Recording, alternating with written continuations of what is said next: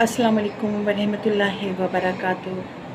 इस वक्त हम कनाडा के प्राइम टीवी से मुखातिब हैं। मैं आलिमा हुमा ज़ैदी आप सबकी शुक्रगुज़ार हूँ कि आपने मुझे अपने चैनल पर ख़िताबत करने का मौका दिया।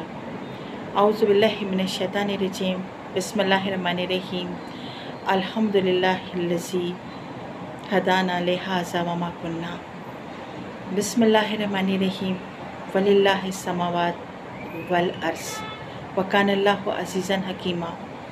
खुदावंद आलम कुरान मजीद का सूरह फ़तह में इरशाद फरमाता है कि हमने ज़मीन और आसमान को खल्क़ किया।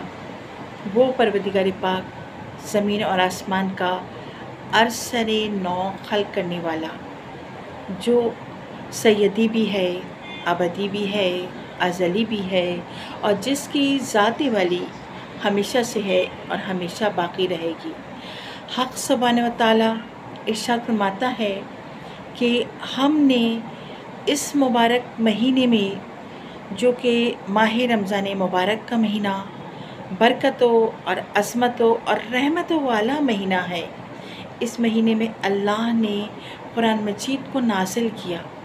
और कुरान मजीद उनके ऊपर नाज़िल हुआ जो रहमतुल आलमीन हैं, जो ताजदारी मुरसलीन हैं, जो महबूब रब्बुल आलमीन हैं, जो ये इरशाद फरमाते हैं। क्या इरशाद फरमाते हैं हुज़ूर पाक कि लैसा मिन्ना से, वो हम में से नहीं है जो नमाज नहीं पढ़ता, जो रोज़े नहीं रखता। लैसा मिन उम्मती, वो हमारी उम्मत से निकल गया जो नमाज नहीं पढ़ता, रोज़े नहीं रखता, रोज़ों की फ़जीलत को अंजाम नहीं देता। तो कुरान मजीद जो हमारे लिए नायाब किताब है, एक नायाब तोहफ़ा है, उसमें हक़ सुब्हानहू व तआला सूरह फ़तह में इरशाद फरमाता है वलिल्लाहि जुनूदुस समावात वल अर्ज़ व कानल्लाहु अज़ीज़न हकीमा।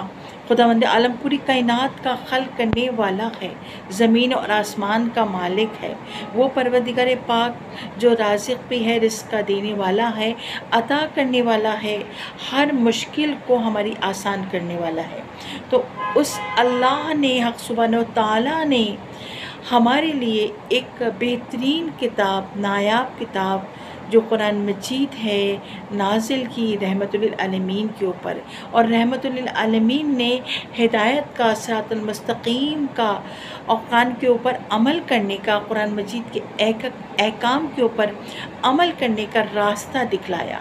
और ऐसा सच्चा रास्ता दिखलाया कि आज तक हम चाहने वाले, मानने वाले, रिसालत का इकरार करने वाले, तौहीद, नबुवत, विलायत, इमामत और हक़ के परवरदिगार पाक की वहदानियत का इकरार करने वाले, फ़िक़्ह इस्लामी पर चलने वाले, दीन इस्लाम के एक अरकान के ऊपर अमल करने वाले, वाजिबात, मुस्तहबात, नमाज शब तहज्जुद और पर्दे की अज़मत को पहचानने वाले, सूरह अहज़ाब, कुरान मजीद का सूरह अहज़ाब के ऊपर अमल करने वाले। कुरान मजीद का सूरह अहज़ाब क्या कह रहा है कि ए मोमिन औरतों, जब अपने घरों से बाहर निकलो तो अपने सरों को, अपने जिस्मों को चादरों से ढाँप कर चला करो। क्यों? कि आपका शुमार मोमिन फ़हरिस्त में होगा। तो हम दीन के कितने पैरोकार हैं, हमारे अंदर कितनी सच्चाई और कितनी पाकीज़गी है, कितना हम मार्फत इलाही अहकाम शरीयत के ऊपर अमल करते हैं। अगर हम सच्चे दिल से अमल करते हैं, कुरान मजीद के एक फरमान के ऊपर अमल करते हैं, हम उठते हैं इस मुबारक महीने में जो कि माह रमज़ान मुबारक है। परवरदिगार पाक आप सबको रोज़ा रखने की ताक़त और फ़जीलत अता करे कि इस मुबारक महीने में हम सब ये सआदत हासिल कर सकें कि हम इस माह में रोज़े रख सकें। क्योंकि एक रोज़ा रखने पर हमारे छठे इमाम जाफ़र सादिक़ अलैहिस्सलाम की हदीस मिलती है किताब मिस्बाहुल मजालिस के हवाले से कि जो एक रोज़ा रखता है आतिश जहन्नम हक़ सुब्हानहू व तआला हराम कर देता है, जन्नत के दरवाज़ों को खोल देता है। अब आप यकीन करेंगे हाज़रीन बज़्म ایک روزہ رکھنے پر اتنا ثواب ہے۔ اگر ہم غور کریں اپنے اماموں کی حدیث پر، غور کریں کہ پہلے رمضان مبارک سے لے کر 30 رمضان مبارک تک ہم روزہ رکھ رہے ہیں، اللہ ہمیں روزہ رکھنے کی طاقت اور قوت عطا فرمائے۔ ہم روزہ رکھ رہے ہیں تو ہم تصور کریں کہ اللہ کتنی جنت کے دروازوں کو کھول رہا ہے، اللہ کتنا رحیم ہے، کتنا کریم ہے، کتنا رحم کرنے والا ہے، کتنا کرم کرنے والا ہے۔ کیوں کہ وہ سیدی ابدی ازلی ہے، اس کی ذات والی ہمیشہ سے ہے اور ہمیشہ باقی رہے گی۔ وہ مالک ارض السماوات ہے، وہ ہماری عبادت کا قبول کرنے والا ہے، ہماری حمد و ثنا کا قبول کرنے والا ہے۔ جب قبول کرنے والا ہے تو ہم اپنے آپ کو ایسا بنائیں، اپنے اندر ایسی پاکیزگی لائیں، اپنے اندر ایسی طہارت لے کر آئیں کہ ہم سے ہمارا خدا راضی ہو جائے۔ تقرب الہی کو پانے کی کوشش کریں۔ جب تقرب الہی کو ہم سب پا لیں گے نا تو یقین کیجئے گا شافع محشر راضی ہو جائیں گے، ساقی کوثر راضی ہو جائیں گے، خاتون محشر راضی ہو جائیں گی، سرداران شباب اہل جنت شبیر و شبر ہم سے راضی ہو جائیں گے۔ اور جب شبیر و شبر ہم سے راضی ہو جائیں گے تو ہم کہیں گے کہ ہمیں مغفرت کا راستہ، رحمت کا راستہ، توبہ کا راستہ، دین کا راستہ، ایمان عمل صالح کا راستہ، صداقت کا راستہ، سچائی کا راستہ، حق کا راستہ، حدیثوں کا راستہ، روایتوں کا راستہ، نبوت، ولایت، امامت اور قرآن کا راستہ، صراط مستقیم کا راستہ، برزخ کا راستہ ہمیں مل گیا۔ اور جب راستہ مل گیا تو ہم لشکر امام زمانہ میں انشاءاللہ تعالی شامل ہوتے چلے جائیں گے۔ تو بس آخر میں کہنے کا مقصد یہ تھا کہ ہم غور کریں، فکر کریں، تصور کریں، ایسا نہ ہو کہ یہ مبارک مہینہ آئے اور تیزی سے گزر جائے، ہماری روزمرہ کی زندگی میں کوئی فرق نہ آئے، نہ عبادت کا خیال آئے، نہ روزوں کی فضیلت کا خیال آئے، نہ زکوٰۃ و خمس، نہ توحید، نہ تقلید، نہ پردہ۔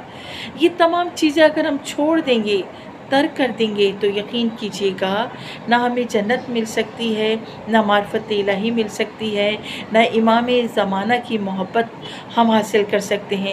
اگر ہم ان تمام باتوں پر عمل کریں گے، احکام شریعت، واجبات، مستحبات، نماز شب تہجد کے بارے میں ہمارے 11ویں امام نے ہمیں خاص کر کے وصیت نصیحت کی ہے کہ یاد رکھنا ہمارے ماننے والے ہو تو کبھی بھی نماز شب تہجد کو ترک نہ کرنا۔ تو یاد رکھو میرے عزیزو، حاضرین بزم، حاضرین میں رزم کے یہ مبارک مہینہ جو کہ مبارک برکتوں والا، سعادتوں والا مہینہ ہے، اس میں دن میں بھی ثواب ہے، راتوں میں بھی ثواب ہے، ہر سانس لینے میں ماہ رمضان مبارک میں ہمیں ثواب ملتا ہے۔ یہ وہ مبارک مہینہ ہے کہ اللہ نے اس مبارک مہینے میں افضل ترین راتوں میں، ایسی راتیں شب قدر کی راتوں میں وہ راتیں بھی آئیں گی کہ خداوند عالم نے قرآن مجید کو نازل کیا ہے۔ تو بس ہم تصور کر لیں کہ ہم جتنا کلام الہی قرآن مجید کے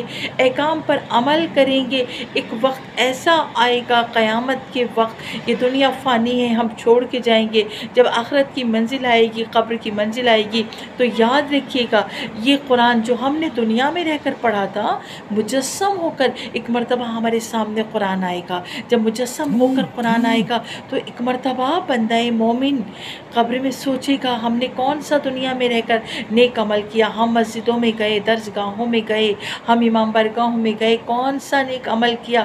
تو اس وقت فرشتے جواب دیں گے نماز شب تہجد کا حق ادا کرتے ہوئے، روزوں کو رکھتے ہوئے، اپنی واجب نماز فجر کو پڑھنے کے بعد آپ صبح صبح قرآن مجید کی تلاوت کرتے تھے، آپ دنیا میں رہ کر قرآن مجید کو پڑھتے تھے، تو آج آخرت میں قبر میں پہلی رات کے وقت قرآن آپ کا ضامن ہے، قرآن مجسم ہو کر سامنے آ جاتا ہے، تو آپ کی وہاں دنیا میں بھی حفاظت کرتا ہے، آخرت میں بھی حفاظت کرتا ہے۔